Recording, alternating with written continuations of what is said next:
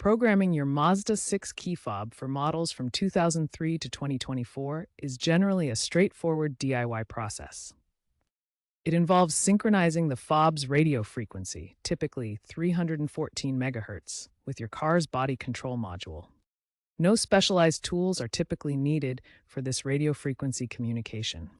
Begin by inserting a working key into the ignition and turning it to the on position without starting the engine. Then cycle between lock and unlock on the new fob within a specific time frame, usually 30 to 60 seconds. This process might need repeating for multiple fobs. For newer 2022 to 2024 models, smartphone apps provide an alternative pairing method. Ensure your Mazda 6 is unlocked and no alarms are triggered during programming. To add a remote, follow the key cycling procedure outlined previously.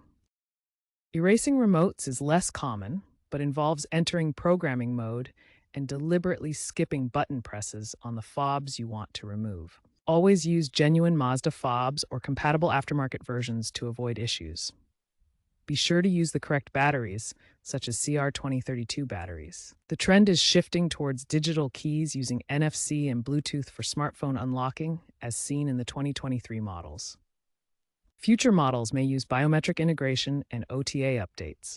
Traditional fobs will persist for legacy models, but app-controlled keys are expected to rise. For post-2015 models, an active Mazda service subscription may be required for full functionality.